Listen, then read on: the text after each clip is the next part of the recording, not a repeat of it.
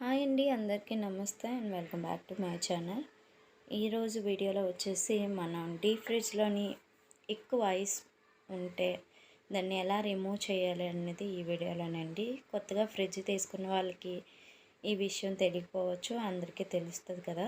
So మీకు తెలిస్తే వీడియోని స్కిప్ అయితే చేసేయండి.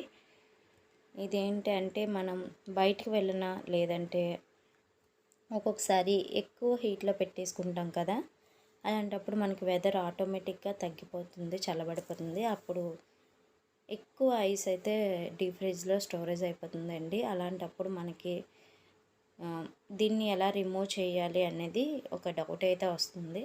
సో ఈరోజు ఈ వీడియో మీకు మీ డౌట్ని క్లారిఫై చేస్తాను. చూస్తున్నారు కదండి, మనకి ఇక్కడ మెన్షన్ చేయడం అయితే జరిగింది హిందీలో, ఇంగ్లీష్లోని. ఈవెన్ మనకి ఇక్కడ నీఫ్ ఇంకా అంటే చాకు, గరిట గట్ట యూజ్ చేసి దాన్ని లాక్కండి అని మనకి వార్నింగ్ అయితే ఇచ్చారు. చూసారు కదా, పైన కూడా మనకి మెన్షన్ చేశారు. ఐస్ ఎక్కువైపోతే మీరు ఏం చేయాలి అని మెన్షన్ అయితే ఇక్కడ చేశారండి. కానీ ఫస్ట్ టైం ఎవరికైనా కొంచెం తెలియకన్నా చేయడం ఇష్టం ఉండదు కదా. సో ఇలా వివరంగా తెలుసుకొని చేస్తే మనకి కూడా కొంచెం ధైర్యంగా ఉంటుంది. డబ్బులు ఎవరికి ఊరికే రావు కదండి. అలాగే సో ఫస్ట్ వచ్చేసి ఇది చూసారా, పైన ఐస్ ఎలా వస్తుందో. మనకి చిన్నపిల్లలు ఇవి తినేయడానికి చాలా ఇష్టపడతారు. మేము చిన్నప్పుడు చాలా ఎక్కువ మా ఫ్రెండ్ వాళ్ళ ఇంటికి వెళ్ళి కూడా గోకి గోకి తినేసేదాన్ని నేను. ఇది తినకూడదండి, చాలా ప్రమాదం. ఈ ఐస్ అయినా సరే, ఈ స్నో లాగా ఉంది చూసారా, ఇదంతా కరెంట్ వల్లే మనకి తయారవుతుంది. ఇందులో వాటర్ వేసుకొని ఐస్ ట్యూబ్స్ యూజ్ చేయడం అదొక వేరు, కానీ చిన్నపిల్లలకి ఏదైనా మంచిది కాదండి నాకు తెలిసినంత వరకు. ఇదంతా కరెంట్ వల్ల చల్లదనం అవుతుంది కదా. ఏదైనా ఫ్రిడ్జ్లో పెట్టుకొని మనం బయటన చల్లదనం అంతా పోయాక వండుకోవడం కూడా మంచిదే. సో ఇక్కడ ఇవన్నీ తీసి దీన్ని ఎంటీగా చేసేసాను. ఇంతకన్నా ఎక్కువ ఐస్ ఉన్నా తక్కువ ఉన్నా సరే మీరు ఐస్ని కరిగించేయాలంటే ఏమీ లేదు. చూసారు కదా, ఇక్కడ మెన్షన్ చేసినట్టుగా ఈ బ్లూ బటన్, బ్లూ అయినా వైట్లోనే ఉంటుంది, దాన్ని ప్రెస్ చేయాలి. ప్రెస్ చేసిన వెంటనే మనం బటన్ ప్రెస్ చేసి ఆల్మోస్ట్ ఒక హాఫ్ అన్ అవర్ అయితే అవుతుందండి. హాఫ్ అన్ అవర్కి మనం ఎప్పుడైనా సరే మనం ఫ్రిడ్జ్ స్విచ్ అయితే ఆఫ్ చేయకూడదండి, ఆన్లో ఉంచి ఆ బటన్ ప్రెస్ చేయాలి. అప్పుడే మనకు కరుగుతుంది. లేదంటే ఈవెన్ ఫ్రిడ్జ్లో ఉన్న ఐటమ్స్ కూడా మనకి పాడైపోయే అవకాశం ఉంటుంది. సో ఫ్రిడ్జ్ ఆన్లోనే ఉంది, లైటింగ్ కనబడుతుంది కదా మీకు.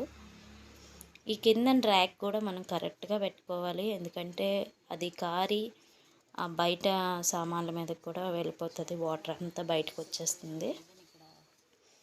చూసారు కదా, ఇందాక నేను ఎంత స్నో తీసి మీకు చూపించాను, అస్సలు లేదు.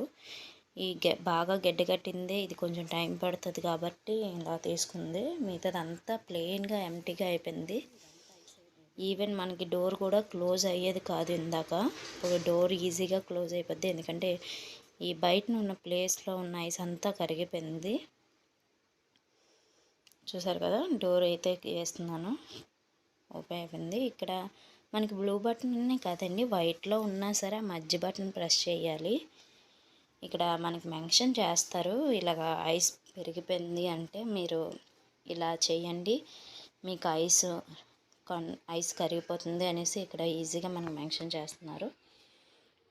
ఇంగ్లీష్లో మెన్షన్ చేస్తారండి. సో ఇది బ్లూలోనే లేదు, వైట్లో ఉంది అని అనుకుంటారు.